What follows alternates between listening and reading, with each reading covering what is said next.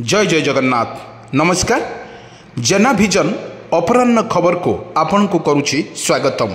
आसंतु जीवा किछि गुरुत्वपूर्ण घटना पर नजर पकेबा पूर्व आज रही अपराह्न खबर रे एक गुरुत्वपूर्ण घटना। आज जो सरकार तरफ घोषणा करागला एणिकी एटीएम कार्ड बारंबार जदि आपण यूज करुचंती ताहले आपण को 19 टंका देबा को पड़िबो। प्रति ट्रांजैक्शन उपरे 19 टंका देबे। किंतु एई एक गुरुत्वपूर्ण घटना को आमे पूरा वीडियो परे आमे कौन रही यार तत्व पूरा वीडियो परे एक नजर पके नबा देखि नबा कौन रही यार रहस्य। आसंतु ना पूरा वीडियो परे टिके नजर पके नबा। मे पहिलारू महंगा हेबो एटीएम रु टंका उठाण भुवनेश्वर एटीएम रु टंका उठाइबा हेबो महंगा। फ्री लिमिट परे प्रति ट्रांजैक्शन उपरे देबाकू पड़िबो 19 टंका। मे मासरू लागू हेबाकू जाउची नियम।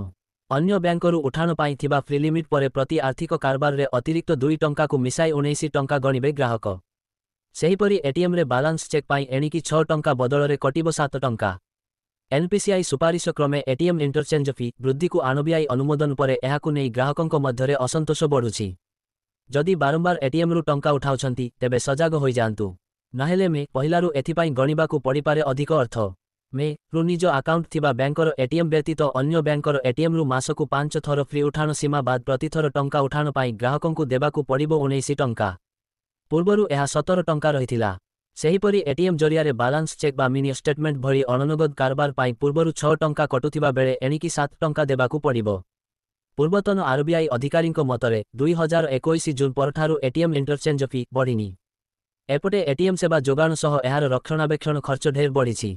एणु एटीएम इंटरचेंज फी वृद्धि लगी बैंकगुड़िक दाबी करि आसुथिले। सेमानंको दाबी को ग्रहण करी national payment corporation of India बा एनपीसीआई एटीएम इंटरचेंज फी बढ़ाइबाकू आरबीआई को सुपारिश करिथिला, जाहाकू केंद्रीय बैंक अनुमोदन करिछि। एबे ग्राहक माने प्रति मासरे निज बैंक एटीएम रे 5 थर और अन्य बैंक एटीएम रे 5 थर अर्थात मोट 10 थर मागणारे आर्थिक कारबार करि पारुछंती।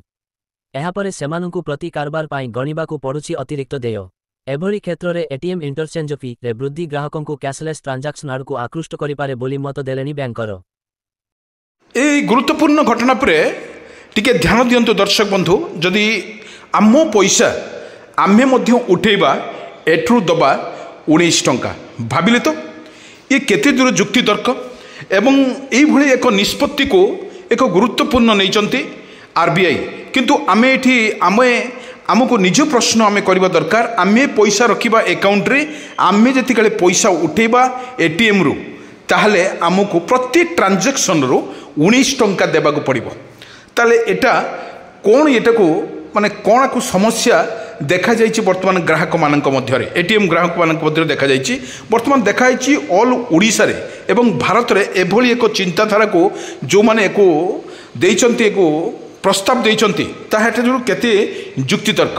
किंतु आमे जदि बारंबार कौन सी जगह को जाउचंती हमर निहाती पैसार आवश्यक पड़े ताहले आमे जतरो बाय चांस डॉक्टर पाखक जिबे किबा जेकोसी जगह को गले पनीपरिबा आनिया पई जदि एटीएम रु हमर पैसा आपण आनंती ताहले आपण को प्रति ट्रांजैक्शन रु 19 टंका आपण को देबा को पड़िबो। किंतु एभली एक गुरुत्वपूर्ण घटना को निष्पत्ति आइछि आरबीआई देइछि एवं ताहा मध्य केते जुरु एटा को समय तो अपेक्षा करबा को पड़िबो। एटा केते जुरु संभव ताहा मध्य समस्त को जना पड़िबो। किंतु एटीएम रे जो माने व्यवहार करछन सेमाने टिके खुशिया रहि जानतो। एपन जदि आपणकर बारंबार टंका उठेबार अछि तो ताहले आपण उठांतु नाही।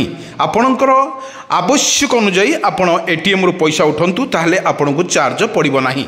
आपण जदि बारंबार एटीएम रु पैसा उठांती ताहले आपण प्रत्येक ट्रांजैक्शन रे पैसा आपण को देबा को पड़िबो।